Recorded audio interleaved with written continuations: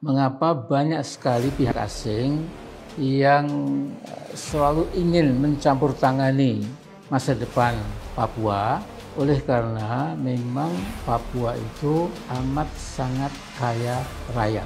Ada kegagalan barisan diplomatik kita. Otonomi khusus itu adalah keranda kematian buat rakyat Papua. Assalamualaikum warahmatullahi wabarakatuh. Alhamdulillahirabbil alamin. Wassalatu wassalamu ala asyrafil anbiya'il mursalin wa ala alihi wa sahbihi ajma'in. Amma ba'd. Saudaraku yang saya hormati, saya cintai, nanti kalau saya bicara Papua, itu artinya Provinsi Papua Barat dan Provinsi Papua. Nah, saudaraku, salah satu sebab mengapa banyak sekali pihak asing yang selalu ingin mencampur tangani masa depan Papua, oleh karena memang Papua itu amat sangat kaya raya. Kebetulan saya punya buku dari perpus saya, judulnya Grasberg.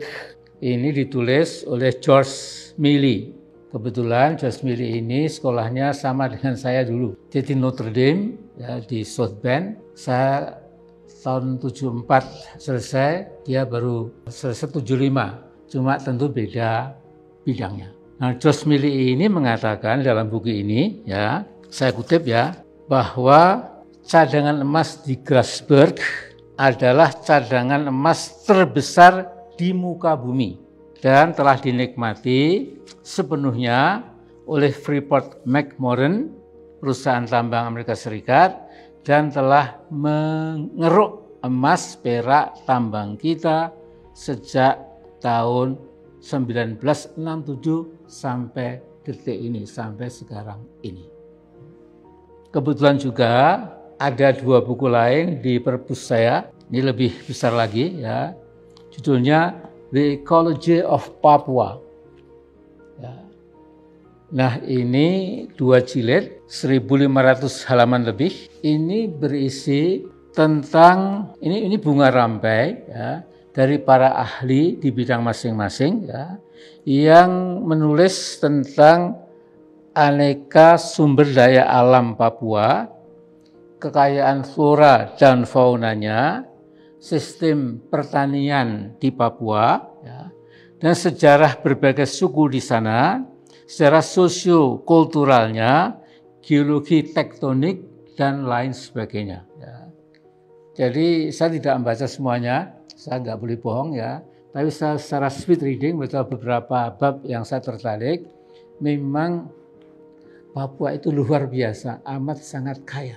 Jadi kalau sampai lepas dari Republik kita ini ya, kita akan ya saya nggak tahu ya, akan pincang ya, karena memang Papua Barat dan Papua itu adalah sebuah warisan perjuangan Bung Karno ya, dan tokoh-tokoh kita masa lalu. Nah, tapi yang sekarang ini keadaannya amat rawan, dan saya akan menyampaikan beberapa hal sesuai dengan saya amati sekarang ini. Saudaraku, kebetulan dari segi luas tanah Papua itu memang kira-kira 3,5 kali lebih besar dari Pulau Jawa. Nah, kalau kepadatan penduduk itu di Pulau Jawa 1 km itu dihuni 1.131 manusia, 1 km persegi ya. 1.131. Nah, kalau di Papua 1 km persegi ya, itu hanya dihuni oleh 5 orang rata-rata. Jadi sepi, sunyi ya. Saya pernah naik pakai bis dari Timika ke Tembagapura ya, ke tempat pertambangan Freeport itu ya. Saya tidak pernah ketemu orang ya. Bahkan ketika berhenti di tengah jalan itu kanan kiri betul-betul seperti masih alam yang belum disentuh oleh peradaban gitu. Kedengaran gaung burung-burung atau suara monyet dan lain-lain ya. Terus sekalian, jadi memang Papua ini amat sangat penting buat kita. Dan cara kita mendekati permasalahan Papua itulah yang saya kira memang harus betul-betul kita upayakan sebijak mungkin, setegas mungkin, tapi juga selembut mungkin ya, karena masalahnya semakin lama semakin kompleks, semakin tidak mudah. Kebetulan sekali saudaraku, dari waktu ke waktu ya, memang ada kegagalan barisan diplomatik kita. Jadi kalau kita lihat berbagai sumber berita itu ya, dari majalah, dari koran-koran besar di muka bumi ini, maka memang sekarang ini dapat dibilang posisi politik diplomatik Indonesia, Jakarta katakanlah, itu sudah sangat defensif. Malahan kadang-kadang reaksi dari Jakarta itu lucu gitu ya. Sehingga ada seorang Menko, ya saya lupa namanya, mengatakan biarlah mereka deklarasi. Kan hanya di radio, di TV, di koran, ya kan cuma begitu saja, biarlah. Jadi seperti tidak digubris, padahal dalam realitas realnya itu perkembangannya sudah sangat ya, eksplosif ya. Sewaktu-waktu bisa bergolak, bahkan bisa meledak kalau kita tidak hati-hati. Dalam 2 tahun terakhir ini, saudaraku, situasi keamanan di Papua memang makin berat. Makin sering terjadi bentrok antara aparat kita dengan the so-called KKB, ya, kelompok kriminal bersenjata, pemberontak katakanlah. Dan sekarang ini yang kita prihatin, upaya Jakarta untuk melanjutkan otonomi khusus itu sudah tidak digubris lagi oleh sebagian besar rakyat Papua. Mereka sudah menulikan kuping maupun membutakan mata, sudah tidak mau lagi. Bahkan dikatakan bahwa otonomi khusus itu pil kematian bagi rakyat Papua. Atau juga mereka mengatakan otonomi khusus itu adalah keranda kematian buat rakyat Papua dan lain sebagainya. Dan coba lihat ya, terutama yang ada di pemerintahan sekarang ini ya, yang ada di kabinet tapi juga di mana-mana, di TNI, di polisi, di BIN, di BAIS dan lain-lain, itu dalami lagi bahwa Papua sekarang ini menurut saya sudah berat lah ya. Apalagi dukungan internasional itu juga nampaknya makin lama makin kuat. Bahkan di depan hidung kita, Senat Australia itu fraksi-fraksinya sudah mengatakan akan membela usaha kemerdekaan Papua Barat maupun Papua. Dan dalam keadaan seperti ini, di Jakarta ini para petingginya sampai Pak Jokowi sendiri itu malah menikmati nepotisme politik. Kemudian juga mencoba bagaimana setiap orang atau kelompok politik ya yang kira-kira punya dissenting opinion ya, yang berbeda dengan pemerintah, itu dicarikan kasusnya dan lain-lain.